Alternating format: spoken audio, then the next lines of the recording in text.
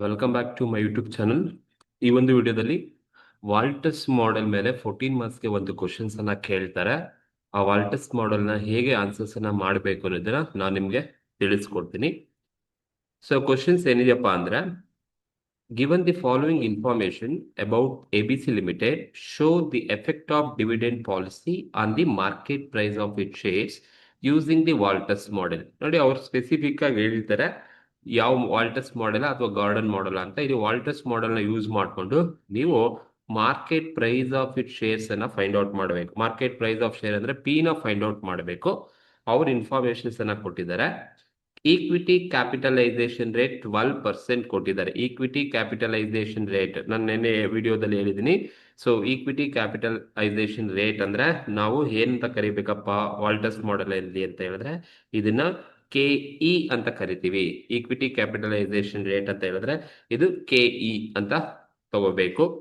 Earning per share ₹8 ಕೊಟ್ಟಿದ್ದಾರೆ. Earning per share ನಾವೇನಂತ ತಗೋಬೇಕಪ್ಪ ಅಂದ್ರೆ ಇ ಅಂತ ತಗೋಬೇಕು. ಅರ್ನಿಂಗ್ ಪರ್ ಶೇರ್ ಇ ಅಂತ ಟ್ರೀಟ್ ಮಾಡ್ತೀವಿ. Assumed rate of return on investment. Assumed return on investment bracket ಅಲ್ಲಿ ಅವ್ರು ಹೇಳಿದ ನೋಡಿ ಆರ್. ಯಾವಾಗ್ಲೂ ರಿಟರ್ನ್ ಆನ್ ಇನ್ವೆಸ್ಟ್ಮೆಂಟ್ ಅಥವಾ ರೇಟ್ ಆಫ್ ರಿಟರ್ನ್ ಅಂತ ಕೊಡ್ತಾರೆ, ಅದನ್ನ ನಾವು ಆರ್ ಅಂತ ಟ್ರೀಟ್ ಮಾಡಬೇಕು. ಆಸ್ ಫಾಲೋಸ್ ಅವರೇ ಕೊಟ್ಟಿದ್ದಾರೆ. ಒಂದು 15% ಇದೆ, 10% ಇದೆ, 12%. ನೋಡಿ, ಇಲ್ಲಿ 3 ಸಿಚುಯೇಷನ್ಸ್ ಅಲ್ಲಿ ಆರ್ ಇದೆ. ಆರ್ 15% ಇದ್ದಾಗಲೂ ಮಾಡಬೇಕು, ಆರ್ 10% ಇದ್ದಾಗಲೂ ಮಾಡಬೇಕು, ಆರ್ 12% ಇದ್ದಾಗಲೂ ಕೂಡ ನಾವು ಮಾಡಬೇಕಾಗತ್ತೆ. The company is considering a payout. ನೋಡಿ, ಪೇ ಔಟ್ ಕೊಟ್ಟಿದ್ದಾರೆ. ಪೇ ಔಟ್ ಅಂದ್ರೆ ಡಿವಿಡೆಂಡ್ ಪೇ ಔಟ್. ನಮ್ಮಿಂದ ಹೊರಗಡೆ ಹೋಗ್ತಾ ಇರೋದು 25%, 50% ಅಂಡ್ 75% ಪೇ ಔಟ್ ಇದೆ. ಸೊ ಈ ಒಂದು ಇನ್ಫಾರ್ಮೇಶನ್ಸ್ ಅನ್ನು ಯೂಸ್ ಮಾಡಿಕೊಂಡು ನಮ್ಗೆ ಹೇಳಿದರೆ market price of it shares ಅನ್ನ ಫೈಂಡ್ ಔಟ್ ಮಾಡಿ ಅಂತ. ಅಂದ್ರೆ ಪಿ ನ ಫೈಂಡ್ ಔಟ್ ಮಾಡಿ ಬೈ ಯೂಸಿಂಗ್ ವಾಲ್ಟಸ್ ಮಾಡೆಲ್ ಅಂತ. ಸೊ ವಾಲ್ಟಸ್ ಮಾಡೆಲ್ ಅಂತ ಬಂದ್ರೆ ನಿಮ್ಗೆ ಈ ಫಾರ್ಮುಲಾ ನಿಮ್ಗೆ ಗೊತ್ತಿರಬೇಕು. ವಾಲ್ಟಸ್ ಮಾಡೆಲ್ ಏನ್ ಹೇಳುತ್ತೆ ಅಂತ ಹೇಳಿದ್ರೆ, ವಾಲ್ಟಸ್ ಮಾಡೆಲ್ ಫಾರ್ಮುಲಾ ಏನಪ್ಪಾ ಅಂದ್ರೆ P equals D divided by K E plus R into E minus D divided by K E whole divided by K E ಮಾಡಿದ್ರೆ ನಿಮ್ಗೆ ವಾಲ್ಟಸ್ ಫಾರ್ಮುಲಾದಲ್ಲಿ ಪಿ ಪ್ರೈಸ್ ಪರ್ ಶೇರ್ ನಿಮ್ಗೆ ಸಿಗುತ್ತೆ. ನೋಡಿ, ಕ್ವಶನ್ ಅಲ್ಲಿ ಪಿ ಅಂದ್ರೆ market price per share. So ಅವರೇ ನಾವು ಕ್ಯಾಲ್ಕುಲೇಷನ್ ಮಾಡಬೇಕು. ಎಲ್ಲಾ ಕ್ವಶನ್ಸ್ ಅಲ್ಲೂ ಪಿ ನ ನಾವೇ ಫೈಂಡ್ ಔಟ್ ಮಾಡಬೇಕು. ನೆಕ್ಸ್ಟ್ ಡಿ ಅಂದ್ರೆ ಡಿವಿಡೆಂಡ್ ಪರ್ ಶೇರ್. ಕ್ವಶನ್ ಅಲ್ಲಿ ಡಿ ಕೊಟ್ಟಿದಾರ ಎಲ್ಲಾದ್ರೂ ನೋಡಿ, ಡಿವಿಡೆಂಡ್ ಪರ್ ಶೇರ್ ಕೊಟ್ಟಿದಾರಾ? ಇಲ್ಲ. ಇಲ್ಲಿ ಅರ್ನಿಂಗ್ ಪರ್ ಶೇರ್ ಕೊಟ್ಟಿದ್ದಾರೆ. ಅದೇ ತರ ಡಿವಿಡೆಂಡ್ ಪರ್ ಶೇರ್ ಕೊಟ್ಟರೆ ನೀವು ಡೈರೆಕ್ಟ್ ಮಾಡಬಹುದು. ಹಾಗೆ ಕ್ವಶನ್ ಅಲ್ಲಿ ಡಿ ಕೊಟ್ಟಿಲ್ಲ. ದೆನ್ ಕೆಇ ಅಂದ್ರೆ ಕಾಸ್ಟ್ ಆಫ್ ಕ್ಯಾಪಿಟಲ್ ಅಥವಾ ಕ್ಯಾಪಿಟಲೈಸೇಷನ್ ರೇಟ್ ಅಂತ ಕರಿತೀವಿ. ಅವರೇ ಕೊಟ್ಟಿದ್ದಾರೆ. ಕ್ಯಾಪಿಟಲೈಸೇಷನ್ ರೇಟ್ 12% ಕೊಟ್ಟಿದ್ದಾರೆ. ಆರ್ ಅಂದ್ರೆ ರಿಟರ್ನ್ ಆನ್ ಇನ್ವೆಸ್ಟ್ಮೆಂಟ್. ಇಲ್ಲಿ ಅವರೇ ಕೊಟ್ಟಿದ್ದಾರೆ. ಎ 1 2 3 3 ರಿಟರ್ನ್ ಆನ್ ಇನ್ವೆಸ್ಟ್ಮೆಂಟ್ ಇದೆ. ಇ ಅಂದ್ರೆ earning per share. They are also given. E earning per share ₹8 is given. D dividend per share ಇನ್ನು ಕೊಟ್ಟಿಲ್ಲ, ನಾವೇ ಫೈಂಡ್ ಔಟ್ ಮಾಡ್ಕೋಬೇಕು. ಡಿ ಡಿವಿಡೆಂಡ್ ಪರ್ ಶೇರ್ ಅಂತ ಕ್ವಶನ್ಸ್ ಎಲ್ಲೂ ಇಲ್ಲ. KE cost of equity capital ಅಥವಾ ಈಕ್ವಿಟಿ ಕ್ಯಾಪಿಟಲೈಸೇಷನ್ ರೇಟ್ 12% ಅವರೇ ಕೊಟ್ಟಿದ್ದಾರೆ. ಕೆಇ ಅಂದ್ರೆ ಈಕ್ವಿಟಿ ಕ್ಯಾಪಿಟಲೈಸೇಷನ್ ರೇಟ್ ಅಂತ ಏನ್ ಫೈಂಡ್ ಔಟ್ ಮಾಡ್ತೀವಿ ಅದೇ ಇರ್ತಕ್ಕಂಥದ್ದು. ಈ ಫಾರ್ಮುಲಾಕ್ಕೆ ಸಂಬಂಧಪಟ್ಟ ಇನ್ಫಾರ್ಮೇಶನ್ಸ್ ಅನ್ನ ಎಲ್ಲ ಕೊಟ್ಟಿದ್ದಾರೆ. ಸೊ ನೋಡಿ, ಏನ್ ಮಾಡ್ಬೇಕಪ್ಪ ನೀವು ಅಂತ ಹೇಳಿದ್ರೆ, ಸೊ ಇಲ್ಲಿ ತೋರಿಸ್ತೀನಿ ಏನೇನ್ ಕೊಟ್ಟಿದ್ದಾರೆ ಕ್ವಶನ್ಸ್ ಅಲ್ಲಿ ಅಂತ. ಪಿ ಕ್ವಶನ್ಸ್ ಅಲ್ಲಿ ಕೊಟ್ಟಿಲ್ಲ, ಪಿ ನ ನಾವೇ ಫೈಂಡ್ ಔಟ್ ಮಾಡಬೇಕು. D dividend per share questions ಅಲ್ಲಿ ಕೊಟ್ಟಿಲ್ಲ, ಡಿವಿಡೆಂಡ್ ಪರ್ ಶೇರ್ ನಾವೇ ಫೈಂಡ್ ಔಟ್ ಮಾಡಬೇಕು. ನೋಡಿ, ಡಿ ಕ್ವಶನ್ಸ್ ಅಲ್ಲಿ ಡಿವಿಡೆಂಡ್ ಪರ್ ಶೇರ್ ಕೊಟ್ಟಿಲ್ಲ ಅಂದ್ರೆ ನೀವು ಯಾವ ತರ ಕ್ಯಾಲ್ಕುಲೇಷನ್ ಮಾಡ್ಬೇಕಪ್ಪ ಅಂದ್ರೆ EPS into dividend pay out. So EPS into dividend pay out ratio ಮಾಡಿದ್ರೆ ನಿಮ್ಗೆ ಡಿ ಸಿಗುತ್ತೆ. ಸೊ ಈಗ ನಿಮ್ಗೆ ಕ್ವಶನ್ಸ್ ಅಲ್ಲಿ EPS ಅವರೇ ಕೊಟ್ಟಿರ್ತಾರೆ, ಸರಿನಾ? ಇಲ್ಲಿ ಒಂದ್ಸಲಿ ನೀವು ಫೈಂಡ್ ಔಟ್ ಮಾಡ್ಕೊಂಡ್ರೆ ಸಾಕು. D EPS ಎಷ್ಟಿದೆಯಪ್ಪ? ₹8 ಇದೆ. EPS ₹8 ಇದೆ.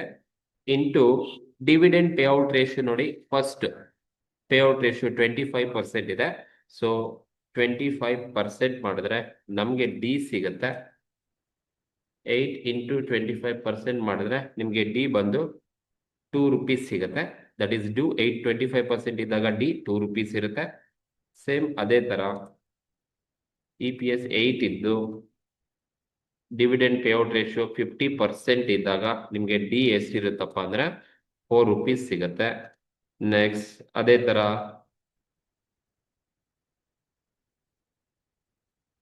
EPS 8 rupees, EPS 8 ಇದ್ದು ಇಂಟು ಡಿವಿಡೆಂಡ್ ಪೇಔಟ್ 75% ಇದ್ರೆ 75% ಇದ್ರೆ ನಮಗೆ ಡಿ ಬಂದು 6 rupees ಸಿಗುತ್ತೆ. ಸೊ ಈ ತರ ನೀವು ಫಸ್ಟ್ ಡಿ ನ ಫೈಂಡ್ ಔಟ್ ಮಾಡ್ಕೋಬೇಕು. ಡಿ ಈ ಕ್ವಶನ್ ಅಲ್ಲಿ ಡಿವಿಡೆಂಡ್ ಪರ್ ಶೇರ್ ಕೊಟ್ಟಿಲ್ಲ ಅಂದ್ರೆ ಡಿವಿಡೆಂಡ್ ಪೇಔಟ್ ಕೊಟ್ಟಿರ್ತಾರೆ, ಇದು ಗೊತ್ತಿರಬೇಕು. ಡಿವಿಡೆಂಡ್ ಪೇಔಟ್ ರೇಷಿಯೋ ಮತ್ತೆ earning per share ratio, earning per share ಕೊಟ್ಟಿದ್ದಾರೆ ಅಂದ್ರೆ ನೀವು ಡಿ ನ ಫೈಂಡ್ ಔಟ್ ಮಾಡಬಹುದು ಅಂತ. ಹಾಗಾಗಿ ಡಿ ಕ್ವಶನ್ ಅಲ್ಲಿ ಡಿವಿಡೆಂಡ್ ಪರ್ ಶೇರ್ ಕೊಟ್ಟಿಲ್ಲ ಅಂದ್ರೆ ಸಿಂಪಲ್ ಆಗಿ earning per share into dividend payout ratio ಮಾಡಿ ನಿಮಗೆ ಡಿ ಸಿಗುತ್ತೆ. ಈಗ ನೋಡಿ 8 ಇಂಟು 25% ಮಾಡಿದ್ರೆ ನನಗೆ 2 rupees ಡಿ ಸಿಕ್ತು. ಅಂದ್ರೆ 25% ಪೇಔಟ್ ಇದ್ದಾಗ ಡಿ 2 rupees ಇರುತ್ತೆ, ಅಂಡ್ 50% ಪೇಔಟ್ ಇದ್ದಾಗ ಡಿ 4 rupees ಇರುತ್ತೆ, ಅಂಡ್ 75% ಇದ್ದಾಗ ಡಿ 6 rupees ಇರುತ್ತೆ. ಇದು ಡಿ ನಿಮಗೆ ಸಿಕ್ತು. ನೆಕ್ಸ್ಟ್ ಇ ಅವರು ಆಲ್ರೆಡಿ ಕೊಟ್ಟಿದ್ದಾರೆ, ಎಷ್ಟಿದೆಪ್ಪ ಅಂದ್ರೆ ₹8 ಅರ್ನಿಂಗ್ ಪರ್ ಶೇರ್ ಇದೆ. ನೆಕ್ಸ್ಟ್ ಇನ್ನ ಕೆ ಇ ಬಂದು ಎಷ್ಟಿದೆ ಅಂತ ಹೇಳಿದ್ರೆ 12% ಕೊಟ್ಟಿದ್ದಾರೆ. 12% ಇರೋದು ನಾನು ನಿಮ್ಗೆ ಹೇಳಿದೀನಿ, 12% ಅಂದ್ರೆ ನೀವು 12% ಮಾಡ್ಕೋಬೇಕು. 12 ಡಿವೈಡೆಡ್ ಬೈ 100 ಮಾಡಿದ್ರೆ ನಿಮ್ಗೆ 0.12 KE ಸಿಗತ್ತೆ. ಅಂಡ್ ಆರ್ ಬಂದು ನನಗೆ ಆರ್ ಬಂದು 3 ಪಾಯಿಂಟ್ಸ್ ಇದೆ. ಒಂದು 15% ಇದೆ, 15% ಒಂದು, ದೆನ್ 10% ಕೊಟ್ಟಿದ್ದಾರೆ, ದೆನ್ 12% ಇದೆ. ಸೊ ಆರ್ ಮೂರಕ್ಕೂ ಕೂಡ ನಾವು ಫೈಂಡ್ ಔಟ್ ಅನ್ನ ಮಾಡಬೇಕು. ಸೊ ಇದು 15%, 10%, 12% ಇರ್ತಕ್ಕಂಥದ್ದು. ಇದು ಕ್ವಶನ್ಸ್ ಅಲ್ಲಿ ಇರ್ತಕ್ಕಂಥ ಇನ್ಫಾರ್ಮೇಶನ್. ಫಸ್ಟ್ ನೀವೀಗ ರಿಟರ್ನ್ ಆನ್ ಇನ್ವೆಸ್ಟ್ಮೆಂಟ್ ಎಷ್ಟು ಕೊಟ್ಟಿದ್ದಾರಪ್ಪ ಅಂದ್ರೆ ಆರ್ 15% ಇದೆ. ಫಸ್ಟ್ ನೀವು ಆರ್ಗೆ ಮಾಡೋಣ. Uh that is first situation when R ಅಂದ್ರೆ return on investment, return on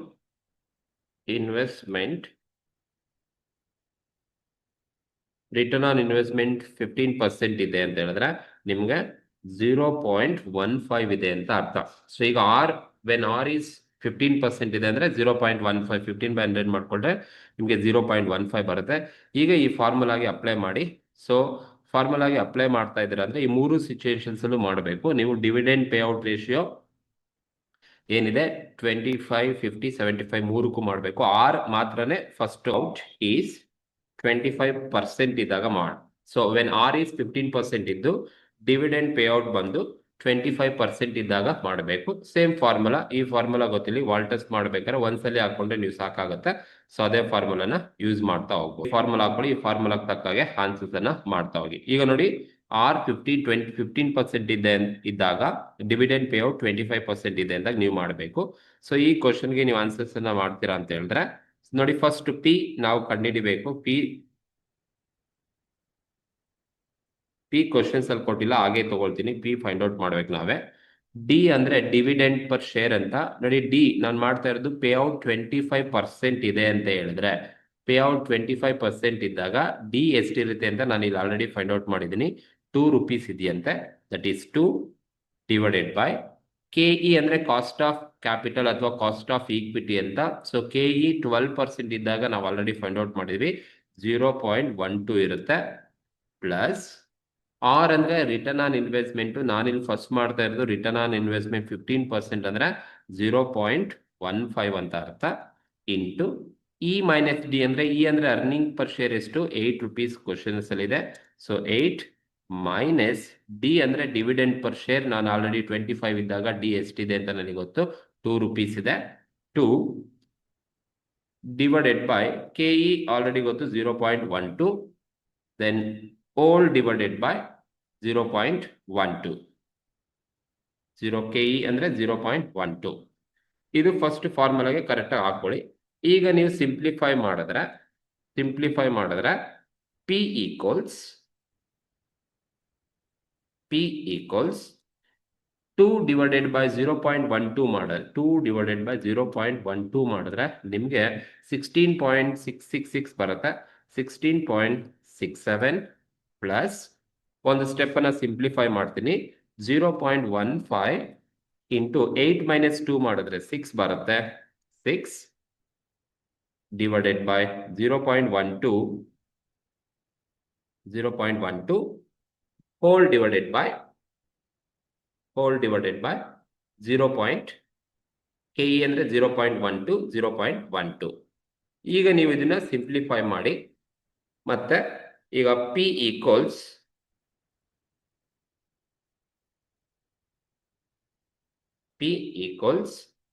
16.67 plus ನೀವು ಸಿಂಪ್ಲಿಫೈ ಮಾಡಬೇಕು ನೋಡಿ first 0.15 into 6 divided by 0.12 hole divided by 0.12 ಮಾಡಿದ್ರೆ ನಿಮಗೆ 62.5 ಸಿಗುತ್ತೆ. 62.5 ಸಿಗುತ್ತೆ. 0.5 into 6 divided by 0.12 hole divided by 0.12 ಮಾಡಿದ್ರೆ ನಿಮಗೆ 62.5 ಸಿಗುತ್ತೆ. ಈಗ ಎರಡನ್ನು ಆಡ್ ಮಾಡಿದ್ರೆ ನಿಮಗೆ P ಸಿಗುತ್ತೆ. P ಅಂದ್ರೆ market price per share. P equals 16.67 plus 62.5 ಮಾಡಿದ್ರೆ ನಿಮಗೆ ಎಷ್ಟು ಸಿಗುತ್ತಪ್ಪ ಅಂತ ಹೇಳಿದ್ರೆ 70.17 ನಿಮಗೆ ಸಿಗುತ್ತೆ. ಇದು P ಪ್ರೈಸ್ ಪರ್ ಶೇರ್ ಅಂತ ಕರಿತೀವಿ. ಇದು ಫಸ್ಟ್ ನಾವು 25% ಇದ್ದಾಗ ಮಾಡಿರ್ತಕ್ಕಂಥದ್ದು. R 15% ಇದೆ, ಬಟ್ ಡಿವಿಡೆಂಡ್ ಪೇಔಟ್ ರೇಷಿಯೋ 25% ಇದ್ದಾಗಲೇ ಮಾಡಿರ್ತಕ್ಕಂಥದ್ದು. ವೆನ್ R is 15% ಇದ್ದು ಡಿವಿಡೆಂಡ್ ಪೇಔಟ್ 25% ಇದ್ದಾಗ ನನಗೆ P ಬಂದು 79.17 ನನಗೆ P ಸಿಗುತ್ತೆ. ಇದು ಫಸ್ಟ್ ಸಿಚುಯೇಷನ್. ದೆನ್ ಎರಡನೇ ಸಿಚುಯೇಷನ್ಸ್ ಯಾವ್ದಪ್ಪ ಅಂತ ಹೇಳಿದ್ರೆ B ಬಂದು ವೆನ್ ಡಿವಿಡೆಂಡ್ payout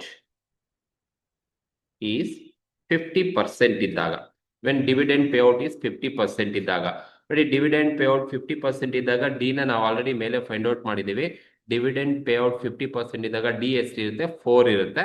ಸೊ ಹಾಗಾಗಿ ನೀವು ಸೇಮ್ ಫಾರ್ಮುಲಾ ಇದೇ ಫಾರ್ಮುಲಾನೇ ಅಪ್ಲೈ ಮಾಡಬೇಕು, ಬಟ್ ಇಲ್ಲಿ ಡಿ ಮಾತ್ರ ಚೇಂಜಸ್ ಆಗ್ತಾ ಹೋಗುತ್ತೆ. ಡಿವಿಡೆಂಡ್ ಪೇಔಟ್ 50% ಇದ್ದಾಗ ಮತ್ತೆ ನೀವು ಮಾಡಬೇಕು. ಆರ್ ಅದೇ ಇರುತ್ತೆ, ಬಟ್ ನೀವು ಎಲ್ಲದಕ್ಕೂ ಕೂಡ 3 ಸಿಚುಯೇಷನ್ಸ್ ಮಾಡಬೇಕಾಗುತ್ತೆ. ಈಗ ನೋಡಿ ಎರಡನೇ ಸಿಚುಯೇಷನ್ಸ್ ಅಲ್ಲಿ ನೀವು ಮಾಡ್ತೀರಾ ಅಂತ ಹೇಳಿದ್ರೆ P ನ ಫೈಂಡ್ ಔಟ್ ಮಾಡಬೇಕು. P ಈಕ್ವಲ್ಸ್ ಡಿ ಬಂದು ಡಿವಿಡೆಂಡ್ ಪೇಔಟ್ 50% ಇದ್ದಾಗ ಡಿ ಎಷ್ಟಿದೆ ಅಂತ ನಾವು ಆಲ್ರೆಡಿ ಫೈಂಡ್ ಔಟ್ ಮಾಡಿದೀವಿ. ದಟ್ ಈಸ್ 4 rupees ಇದೆ. 4 ಡಿವೈಡೆಡ್ ಬೈ 0.12 ಪ್ಲಸ್ ಆರ್ ಅಂದ್ರೆ ನಮ್ಗೆ ಆಲ್ರೆಡಿ ಗೊತ್ತು 0.15, ರಿಟರ್ನ್ ಆನ್ ಇನ್ವೆಸ್ಟ್ಮೆಂಟ್ 0.15 ಇದೆ, ಇಂಟು ಇ ಅಂದ್ರೆ 8 ಮೈನಸ್ ಡಿ ಅಂದ್ರೆ 6 ಅಂದ್ರೆ ಈ ಒಂದು ಪ್ರಾಬ್ಲಮ್ ಅಲ್ಲಿ 4 ಇದೆ, ಇಂಟು ಡಿವೈಡೆಡ್ ಬೈ 0.12 KE ಇದೆ, ಹೋಲ್ ಡಿವೈಡೆಡ್ ಬೈ 0.12. ಸೊ ಇದು ಫಾರ್ಮುಲಾಗೆ ನೀವು ಕರೆಕ್ಟಾಗಿ ಅಪ್ಲೈ ಮಾಡಿ. D dividend per share 4 rupees ಇದೆ, KE 0.12 ಇದೆ, ಆರ್ ರಿಟರ್ನ್ ಆನ್ ಇನ್ವೆಸ್ಟ್ಮೆಂಟ್ 0.15 ಇದೆ, ಅರ್ನಿಂಗ್ ಪರ್ ಶೇರ್ 8 ಇದೆ, ಡಿ ಅಂದ್ರೆ 4 ಇದೆ, ಕಾಸ್ಟ್ ಆಫ್ ಈಕ್ವಿಟಿ ಬಂದು 0.12 ಇದೆ. ಈಗ ನೀವು ಸಿಂಪ್ಲಿಫೈ ಮಾಡಿದ್ರೆ ನಿಮಗೆ P ಸಿಗುತ್ತೆ. ಡೈರೆಕ್ಟ್ ಆಗಿ ಮಾಡ್ತೀನಿ. 4 ಡಿವೈಡೆಡ್ ಬೈ 0.12 ಮಾಡಿದ್ರೆ ನಿಮಗೆ 33.33 ಸಿಗುತ್ತೆ. So P equals 33.33 plus 0.15 into 8 minus 4 ಮಾಡಿದ್ರೆ 4 ಬರುತ್ತೆ, 4 divided by 0.12 hole divided by 0.12 ಮಾಡಿದ್ರೆ ನಿಮಗೆ 41.66 ಬರುತ್ತೆ. 41.66 ಡೈರೆಕ್ಟ್ ಸಿಂಪ್ಲಿಫೈ ಮಾಡಿದ್ದೀನಿ. 0.15 ಇಂಟು 8 ಮೈನಸ್ 4 ಅಂದ್ರೆ 4 ಬರುತ್ತೆ, 4 divided by 0.12 hole divided by 0.12 ಮಾಡಿದ್ರೆ ನಿಮಗೆ 41.66 ಬರುತ್ತೆ. ಈಗ ನೀವೆರಡು ಟೋಟಲ್ ಮಾಡಿದ್ರೆ P ಈಕ್ವಲ್ಸ್ ಎಸ್ ಬರುತ್ತಪ್ಪ ಅಂತ ಹೇಳಿದ್ರೆ 6 ಬರುತ್ತೆ. ಮೇಕ್ ಇಟ್ ರೌಂಡ್ ಅಪ್ 67 ಮಾಡ್ಕೊಳ್ತೀನಿ. ಸೊ 41.67 ಪ್ಲಸ್ 33.33 ಎರಡು ಆಡ್ ಮಾಡಿದ್ರೆ ನಮಗೆ P ಬಂದು 75 ಸಿಗುತ್ತೆ. ಇದು P price per share, market price per share 75. ಯಾವಾಗ ಡಿವಿಡೆಂಡ್ ಪೇಔಟ್ 50% ಇರುತ್ತೆ, 50% ಇದ್ದಾಗ ನಾನು ಮಾಡ್ತಾ ಇರೋದು ಆರ್ ಚೇಂಜಸ್ ಆಗಲ್ಲ. ಆರ್ 15% ಇದೆ, ಬಟ್ ಡಿವಿಡೆಂಡ್ ಪೇಔಟ್ ರೇಷಿಯೋ 3ಕ್ಕೂ ಮಾಡಬೇಕು. ಆರ್ 15% ಇದ್ದಾಗಲೇ 3ಕ್ಕೂ ಮಾಡಬೇಕು. ಇದು ಎರಡನೇ ಸಿಚುಯೇಷನ್. ದೆನ್ ಮೂರನೇ ಸಿಚುಯೇಷನ್ ಬಂದು ಸಿ ಬಂದು when dividend payout is 75%. ಮೂರನೇ ಸಿಚುಯೇಷನ್ ನೋಡಿ, ಡಿವಿಡೆಂಡ್ ಪೇಔಟ್ 75% ಇದ್ದಾಗ ಮತ್ತೆ ನಾವು ಮಾಡಬೇಕು. ಸೇಮ್ ಫಾರ್ಮುಲಾನ ಯೂಸ್ ಮಾಡಿ 75% ಇದ್ದಾಗ ನೀವು ಮಾಡ್ತೀರಾ ಅಂತ ಹೇಳಿದ್ರೆ ಸೊ ಈಗ ಈ ಒಂದು ಕ್ವಶನ್ಗೆ ಡೈರೆಕ್ಟ್ ಆಗಿ ಇಲ್ಲೇ ಆನ್ಸರ್ ತೋರಿಸ್ತೀನಿ ಏನೇನ್ ಮಾಡಬೇಕು ಅಂದ್ರೆ ಪಿ ನಾವೇ ಫೈಂಡ್ ಔಟ್ ಮಾಡಬೇಕು. ಪಿ ಈಕ್ವಲ್ಸ್ ಡಿ ಅಂದ್ರೆ ಡಿ 75% ಇದ್ದಾಗ ಡಿ ಎಷ್ಟಿದೆ, ₹6 ಇದೆ. ನಾವು ಆಲ್ರೆಡಿ ಫೈಂಡ್ ಔಟ್ ಮಾಡಿದೀವಿ. ಡಿ ಡಿವಿಡೆಂಡ್ ಪರ್ ಶೇರ್ ಅಂತ ಫೈಂಡ್ ಔಟ್ ಮಾಡಿ 75% ಇದ್ದಾಗ ₹6 ಇದೆ. ಸೊ ಹಾಗಾಗಿ ಡಿ ಎಷ್ಟಪ್ಪ ಅಂತ ಹೇಳಿದ್ರೆ ₹6 ಡಿವೈಡೆಡ್ ಬೈ 0.12 ಪ್ಲಸ್ ಆರ್ ಅಂದ್ರೆ ನಾವು ಮಾಡ್ತಾ ಇರೋದು 0.15 ಮಾಡ್ತಾ ಇರೋದು ಇಂಟು 8 - 6 ₹8 CPS ಇದೆ, ಡಿ ₹6 ಇದೆ, divided by 0.12 cost of equity ಇದೆ, ಹೋಲ್ ಡಿವೈಡೆಡ್ ಬೈ 0.12 ಮಾಡಿದ್ರೆ ಸೊ ನಿಮಗೆ ಡಿವಿಡೆಂಡ್ ಪರ್ ಶೇರ್ 75% ಇದ್ದಾಗ ಪಿ ಸಿಗುತ್ತೆ. ಈಗ ಸಿಂಪ್ಲಿಫೈ ಮಾಡಿದ್ರೆ P equals 6 divided by 0.12, you will get ₹50 plus 0.15 into 8 minus 600, 2 divided by 0.12 whole divided by 0.12, you will get 20.83 ಸಿಗುತ್ತೆ. 20.83 ಸಿಗುತ್ತೆ. again you simplify ಮಾಡಿದ್ರೆ p equals ಟೋಟಲ್ 70.83 ನಿಮಗೆ ಸಿಗುತ್ತೆ. 70.83 ನಿಮಗೆ ಪಿ ಸಿಗುತ್ತೆ. ಇದು P price per share market price per share ಅಂತ ಕರಿತೀವಿ. ಇದು when return on investment R ನೋಡಿ 15% ಇದ್ದಾಗ ನಾವು 3 ಕೇಸಸ್ ಅಲ್ಲೂ ಮಾಡಿರೋದು. ಆರ್ 15% ಇದ್ದಾಗ, ಡಿವಿಡೆಂಡ್ 25% ಇದ್ದಾಗ ಎಷ್ಟು ಪಿ ಸಿಗುತ್ತೆ, ಡಿವಿಡೆಂಡ್ ಪೇಔಟ್ 50% ಇದ್ದಾಗ ಪ್ರೈಸ್ ಎಷ್ಟು ಸಿಗುತ್ತೆ, 75% ಇದ್ದಾಗ ಎಷ್ಟು ಸಿಗುತ್ತೆ. ಅಂದ್ರೆ ಒಂದ್ಸಲ ನೀವು ಫೈಂಡ್ ಔಟ್ ಮಾಡಿದ್ರೆ ಇಲ್ಲಿ ಏನಿದೆ, ಸೊ ಆರ್ ಒಂದೇ ಇರುತ್ತೆ, ಬಟ್ ಡಿ ಮಾತ್ರ ಚೇಂಜಸ್ ಆಗ್ತಾ ಹೋಗುತ್ತೆ. ಎಲ್ಲ ಸೇಮ್ ಕ್ವಶನ್ಸ್ ಅಲ್ಲಿ, ಬಟ್ ಡಿ ಒಂದ್ಸಲಿ ₹2 ಬರುತ್ತೆ, ಒಂದ್ಸಲಿ ₹4 ಬರುತ್ತೆ, ಆಮೇಲೆ ₹6 ಬರುತ್ತೆ. ಈಗ 100% ಕೊಟ್ಟಿದ್ರೆ ₹8 ಬರ್ದಿತ್ತು. ಡಿ ಮಾತ್ರ ಚೇಂಜಸ್ ಆಗುತ್ತೆ. ಇನ್ನೆಲ್ಲದು ಇನ್ಫಾರ್ಮೇಶನ್ ಹಾಗೆ ಕಾನ್ಸ್ಟೆಂಟ್ ಇರುತ್ತೆ. ಇದು 15%ಗೆ ನಾನು ಮಾಡೋದು. When R return on investment 15%ಗೆ ಮಾಡಿರ್ತಕ್ಕಂಥದ್ದು. ಈಗ ಅದೇ ತರ ನನ್ನ ಹತ್ರ ರಿಟರ್ನ್ ಆನ್ ಇನ್ವೆಸ್ಟ್ಮೆಂಟ್ ನೋಡಿ 10% ಇದೆ. ಈ 10%ಗೂ ನೀವು ಹಾಗೆ ಮಾಡಬೇಕಾಗುತ್ತೆ. ಸೊ ಯಾಕೆಂದ್ರೆ ಆರ್ 15% ಮಾತ್ರ ಫಸ್ಟ್ ಮಾಡಿರೋದು ನಾನು. ಈಗ ನಿಮ್ಮ ಹತ್ರ ಇನ್ನ 2 ಇದೆ, 10 ಮತ್ತೆ 12 ಇದೆ, ಅದಕ್ಕೂ ನೀವು ಮಾಡಬೇಕಾಗುತ್ತೆ. ಈಗ 10% ನಾನು ಮಾಡಬೇಕು. ಸೆಕೆಂಡ್ ಸಿಚುಯೇಷನ್ ಬಂದು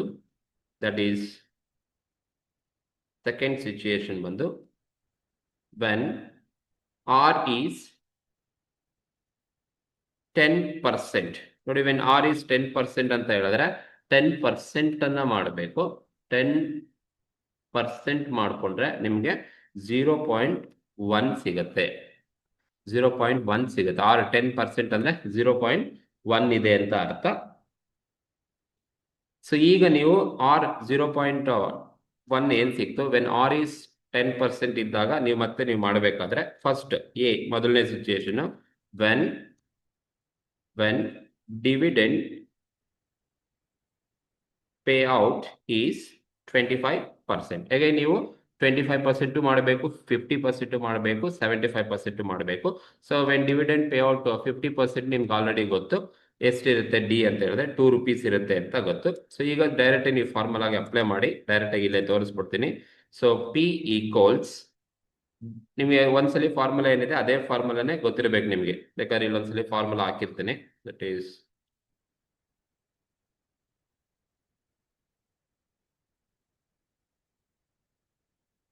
P equals D divided by KE plus R into E minus D divided by KE. ಈ ಫಾರ್ಮುಲಾ ಗೊತ್ತಿಲ್ಲ, ಈ ಫಾರ್ಮುಲಾಗೆ ಕರೆಕ್ಟ್ ಆಗಿ ಅಪ್ಲೈ ಮಾಡ್ಕೊಂಡಾಗಿ ಸಾಕಾಗುತ್ತೆ. ಸೊ ಪಿ ಕೊಟ್ಟಿಲ್ಲ. ಡಿ ಅಂದ್ರೆ ಡಿವಿಡೆಂಡ್ ಪೇ ಔಟ್ 25% ಇದ್ದಾಗ ಡಿ ಎಷ್ಟಿದೆ ನಮ್ಗೆ ಆಲ್ರೆಡಿ ಗೊತ್ತು, ₹2 ಇರುತ್ತೆ. ಡಿವೈಡೆಡ್ ಬೈ KE ಬಂದು 0.12 ಇದೆ. ಪ್ಲಸ್ ಆರ್ ಅಂದ್ರೆ ಇವಾಗ ನೋಡಿ ಆರ್ ಚೇಂಜಸ್ ಆಗುತ್ತೆ. ಇವಾಗ ಆರ್ ಎಷ್ಟಿದೆಯಪ್ಪ ಅಂದ್ರೆ 10% ಅಂದ್ರೆ 0.1 ಬರುತ್ತೆ. ಈಗ ಆರ್ ಚೇಂಜಸ್ ಆಗುತ್ತೆ, 0.1 ಇದೆ. ಇಂಟು ಇ ಅಂದ್ರೆ ₹8 ಕ್ವಶನ್ಸ್ ಅಲ್ಲಿ ಇದೆ. ಡಿ ಬಂದು ಫಸ್ಟ್ 25% ಇದ್ದಾಗ ₹2 ಇದೆ. ಡಿವೈಡೆಡ್ ಬೈ KE ಅಂದ್ರೆ 0.12 ಇದೆ. ಹೋಲ್ ಡಿವೈಡೆಡ್ ಬೈ 0.12 ಇದೆ. KE 0.12.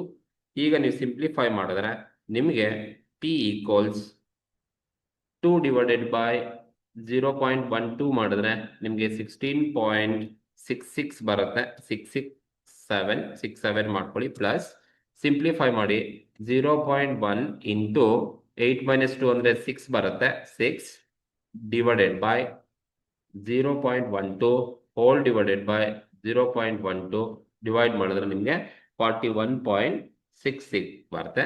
41.6766 ಇದೆ. ಮೇಕ್ ಇಟ್ 67 ಮಾಡ್ಕೊಳ್ಳಿ. ಸೊ ನಿಮಗೆ ಫೈನಲ್ ಆಗಿ ಪಿ ಟೋಟಲ್ ಮಾಡಿದ್ರೆ ಪಿ ಈಕ್ವಲ್ಸ್ ಎಷ್ಟು ಬರುತ್ತಪ್ಪ ಅಂತ ಹೇಳಿದ್ರೆ 41.67 ಪ್ಲಸ್ 16.67 ನಿಮಗೆ 58.34 ಸಿಗುತ್ತೆ. ಇದು ಪಿ. ಯಾವಾಗ when are is 10%, dividend payout 25% ಇದ್ದಾಗ ನನಗೆ ಡಿ ಪಿ ಬಂದು 58.34 ಸಿಗುತ್ತೆ. ಸೊ ಇದು ವೆನ್ ಡಿವಿಡೆಂಡ್ ಪೇಔಟ್ ಇಸ್ 25% ಇದ್ದಾಗ. ಅದೇ ತರ ನೀವೇನ್ ಮಾಡಬೇಕು ಅಂದ್ರೆ dividend when dividend payout is 50% ಇದ್ದಾಗ ಮಾಡಬೇಕು ನೀವು. 50% ಇದ್ದಾಗ ಡಿವಿಡೆಂಡ್ ಪೇಔಟ್ 50% ಇದ್ದಾಗ ಎರಡನೇ ಸಿಚುಯೇಷನ್ಸ್ ಅಲ್ಲಿ ನೀವು ಮಾಡಬೇಕು. ಸೊ ಎಷ್ಟು ಬರುತ್ತೆ ಅಂತ ಕ್ಯಾಲ್ಕುಲೇಷನ್ಸ್ ಅನ್ನ ಮಾಡಬೇಕು. ಸೊ ನಿಮ್ಗೆ ಆಲ್ರೆಡಿ ಗೊತ್ತು ಪಿ ಈಕ್ವಲ್ಸ್ ಡಿ 50% ಇದ್ದಾಗ 4 rupees ಇರುತ್ತೆ, ಡಿವೈಡೆಡ್ ಬೈ 0.12 ಕೆ ಅಂದ್ರೆ 0.12 ಇರುತ್ತೆ, ಪ್ಲಸ್ ಆರ್ ಅಂದ್ರೆ ಈ ಒಂದು ಇದರಲ್ಲಿ 0.1 ಈಸ್ ಆರ್, ಇ ಅಂದ್ರೆ 8 minus 4 divided by 0.12 whole divided by 0.12.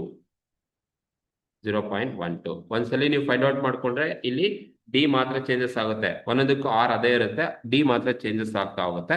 Simplify ಮಾಡ್ಕೊಂಡ್ರೆ ಸೊ ನಿಮಗೆ ಪಿ ಈಕ್ವಲ್ಸ್ 4 ಡಿವೈಡೆಡ್ ಬೈ 0.12 ನಮಗೆ 33.33 ಸಿಗುತ್ತೆ, ಪ್ಲಸ್ 0.1 ಇಂಟು 8 ಮೈನಸ್ 4 ಮಾಡಿದ್ರೆ 4 divided by 0.12 hole divided by 0.12 ಮಾಡಿದ್ರೆ ನಮಗೆ 27.78 ಬರುತ್ತೆ. 27.78 ಸಿಗುತ್ತೆ. ಈಗ ಎರಡು ಟೋಟಲ್ ಮಾಡ್ಕೊಳ್ಳಿ. ಎರಡು ಟೋಟಲ್ ಮಾಡಿದ್ರೆ ಪಿ ಈಕ್ವಲ್ಸ್ 27.7778 ಪ್ಲಸ್ 33.33 ಎರಡು ಆಡ್ ಮಾಡಿದ್ರೆ ನನಗೆ 61.11 ಸಿಗುತ್ತೆ. 61.11 ಪಿ ಸಿಗುತ್ತೆ. This is price per share, market price per share when dividend payout is 50% ಇದ್ದಾಗ ಇರ್ತಕ್ಕಂಥದ್ದು. ಇದು ಎರಡನೇ ಸಿಚುಯೇಷನ್ಸ್.